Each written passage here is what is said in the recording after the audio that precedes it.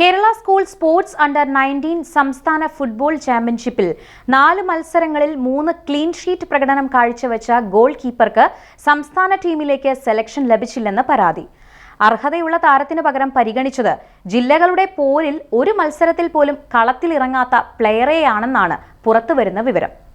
എല്ലാ മത്സരവും കളിച്ച താരത്തെ അവഗണിച്ച് ടൂർണമെന്റിലുടനീളം ഡഗ്ഔട്ടിലിരുന്ന് കളി കാണുക മാത്രം ചെയ്ത ഒരു പ്ലെയറെ സംസ്ഥാന ടീമിലേക്ക് സ്വാധീനം ഉപയോഗിച്ച് തിരികെ കയറ്റിയെന്നത് ഗൗരവമേറിയ വിഷയമാണ്. ഇതെന്താണ്, വെള്ളരിക്ക പട്ടണമാണോ എന്ന ചോദ്യം ഓരോ ഫുട്ബോൾ പ്രേമിയുടെയും മനസ്സിൽ ഉദിച്ചാൽ തെറ്റു പറയാൻ കഴിയില്ല. അണ്ടർ 19 സംസ്ഥാന ഫുട്ബോൾ ചാമ്പ്യൻഷിപ്പിൽ റണ്ണേഴ്സപ്പായ കോഴിക്കോട് ടീമിന്റെ ഗോൾ കീപ്പർ മുഹമ്മദ് ജിഹാദ് KTക്കാണ് ഈ ദുരനുഭവം. കോഴിക്കോട് സാമൂതിരി ഹയർ സെക്കൻഡറി സ്കൂളിൽ +2 ഹ്യൂമാനിറ്റീസ് വിദ്യാർത്ഥിയായ മുഹമ്മദ് ജിഹാദ് 6ാം ക്ലാസ് മുതലാണ് ഫുട്ബോളിൽ സജീവമായത്. ഗോകുലം FCയുടെ കോച്ചിംഗ് ക്യാമ്പിലൂടെയാണ് ഫുട്ബോളിന്റെ ബാലപാഠങ്ങൾ മുഹമ്മദ് ഹൃദിസ്ഥമാക്കിയത്. കാൽപന്ത് കളിയോടുള്ള ആവേശം കൊണ്ട് ബൂട്ടണിഞ്ഞ മുഹമ്മദിന് ഗോൾ വലയ്ക്ക് മുന്നിൽ പന്ത് പറന്നു തട്ടാനാണ് ഏറെ ഇഷ്ടം. അണ്ടർ 20 ജില്ലാ ചാമ്പ്യൻഷിപ്പിൽ വയനാട് ചാമ്പ്യന്മാരായപ്പോൾ ആ ടീമിന്റെ ഗോൾ വല എതിരില്ലാത്ത വിധം കാത്തത് മുഹമ്മദായിരുന്നു. ഇത്രയേറെ ഫുട്ബോളിന് വേണ്ടി സമർപ്പിച്ചിട്ടും അധികൃതരുടെ ഭാഗത്തു നിന്നുണ്ടായ കടുത്ത അവഗണനയിൽ മുഹമ്മദ് ജിഹാദ് നിരാശനാണ്. ഹലോ, മുഹമ്മദ് ജിഹാദ്, ഇത് മെട്രോ പോസ്റ്റിനാണേ. അപ്പോൾ നിങ്ങൾ ഇങ്ങനെ ഒരു അണ്ടർ 19 സ്റ്റേറ്റിൽ മികച്ച പ്രകടനം കാഴ്ചവെച്ചിട്ടും അതിന്റെ സ്റ്റേറ്റ് സെലക്ഷൻ ടീമിൽ നിങ്ങൾ തഴഞ്ഞു എന്നുള്ളൊരു വിഷയമുണ്ടല്ലോ, എന്താണ് സംഭവിച്ചതെന്ന് പറയാം?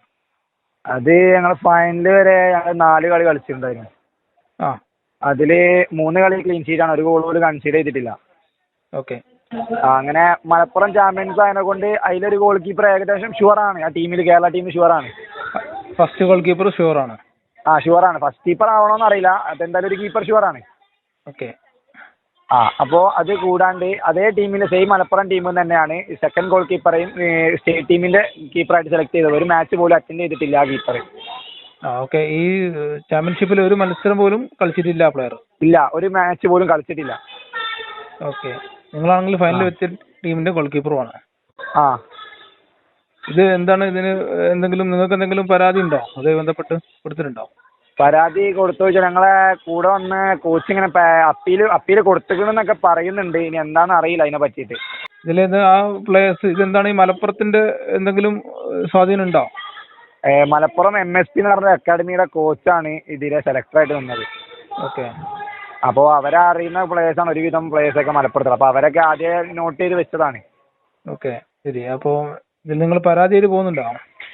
പരാതിയായിട്ട് ഇപ്പോൾ അതിനെ പറ്റിയൊന്നും എനിക്കറിയില്ല. കാരണം നമ്മളെ കൂടെ വന്ന കോച്ച് ഉണ്ടല്ലോ കോഴിക്കോടിന്റെ, ആ കോച്ച് പറഞ്ഞത് ഇതിന് ഈ ഒരു വിഷയത്തിന്റെ പേരിൽ ഒരു അപ്പീൽ കൊടുത്തേക്കുമെന്നാണ് പറഞ്ഞത്. കേരള സ്റ്റേറ്റ് ടീമിന്റെ സെലക്ടറായി വന്നത് മലപ്പുറം MSPയുടെ പരിശീലകനായിരുന്നു എന്നതാണ് പൊതുവെ ഉയരുന്ന വിമർശനം.